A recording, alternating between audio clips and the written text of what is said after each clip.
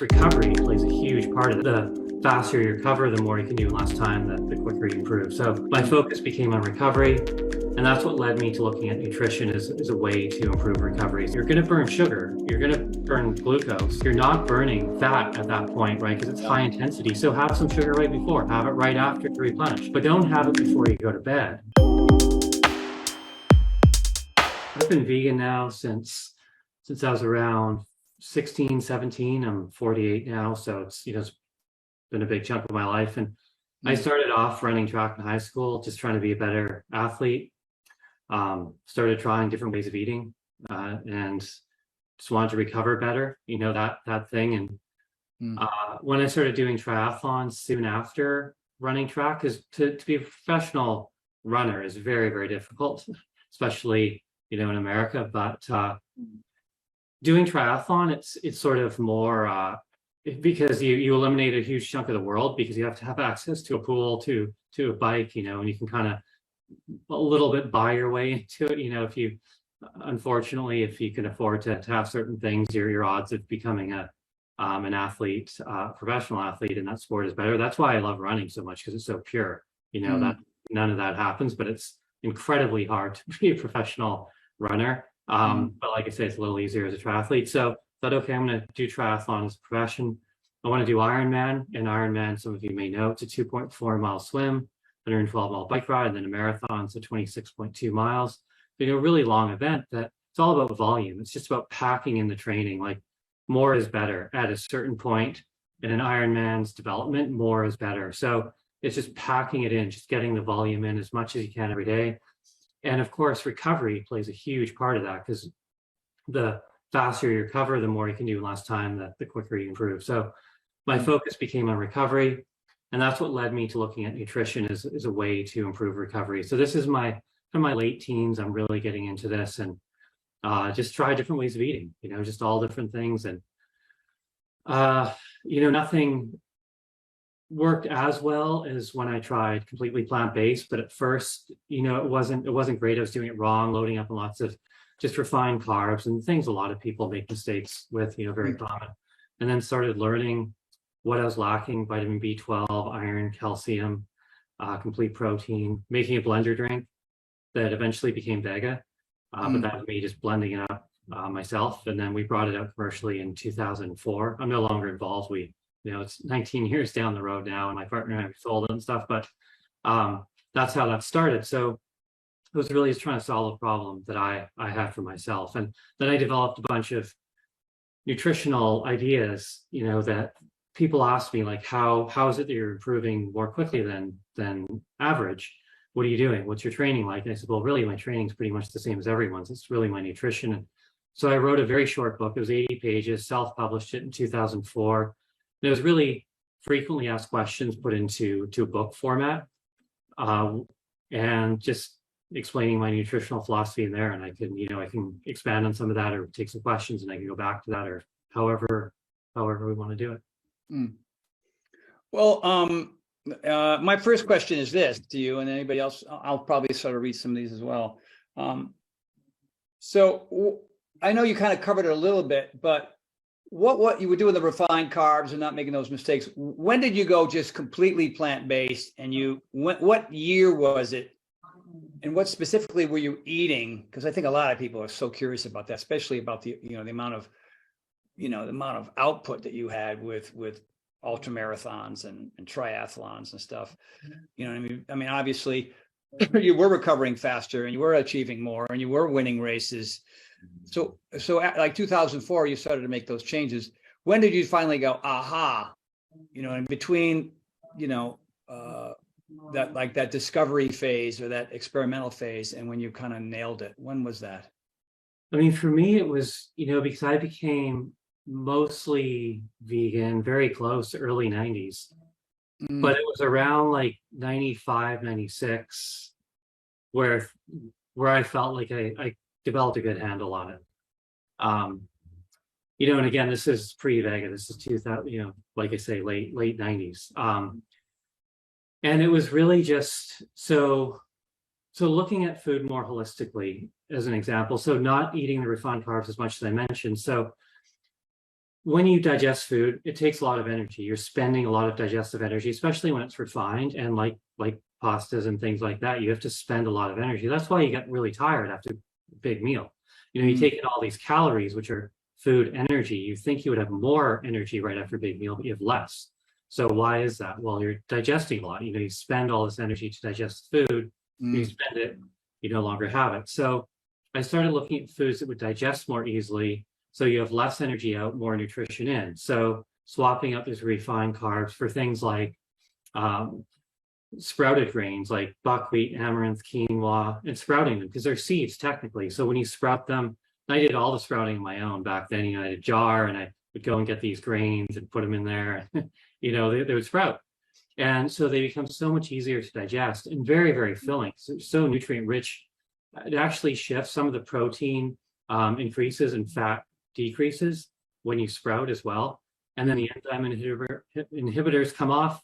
And it's just a much more nutritious food that you spend less energy to digest. So I felt so much better doing that. So that was one of the principles in my book was high net gain nutrition, I call it. So looking at foods that will digest more easily, take less energy and return more nutrition.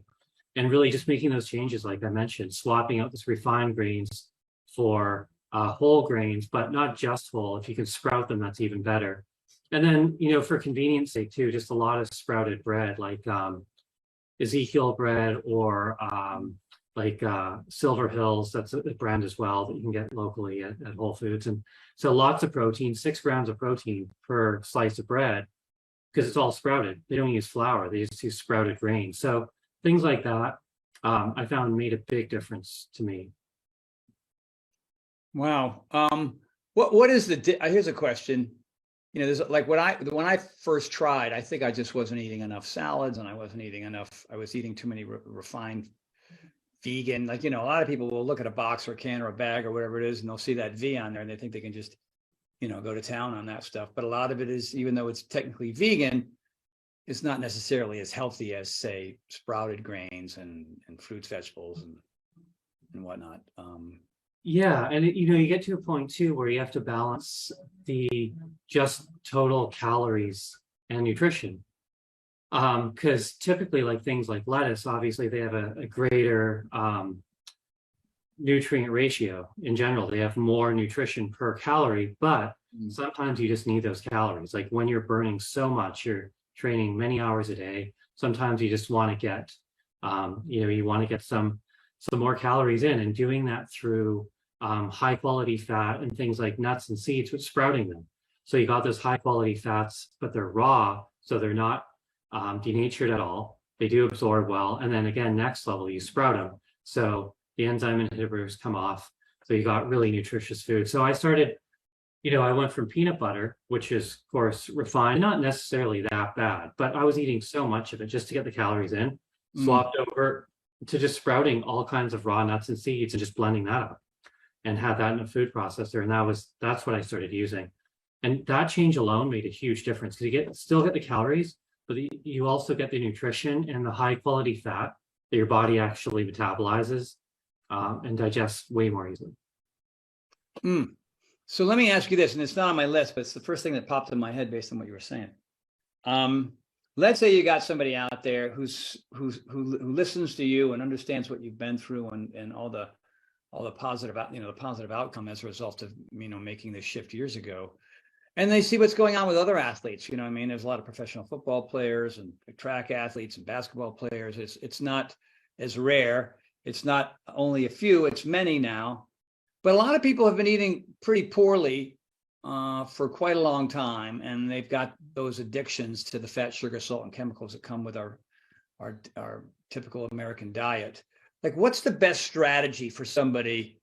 Because I'm assuming it's not an all or nothing approach here, right? Well, what would be the best strategy for somebody to kind of ease themselves into it? Because their taste buds, their palate has been so inundated with this, these powerful, addictive, processed garbage. And then when they have a salad, they're trying to mask it with dressings or or, you know, I just know a lot of people have tried, and I was one of them. I mean, I finally figured it out because I have my protein powder is plant-based, and it's something I do twice a day to fill in the gaps for me, and it seems to be working. And I think a lot of people are doing that as well. But if people really wanted to make the switch, what would that look like? And how long would it take from like the day they decide to make some changes to the point where I know everybody's different too. I can't have a one size fits all here, but like, what would that look like, Brendan? Yeah, for me, it started off with the blender drink. You know, I was just packing everything in there.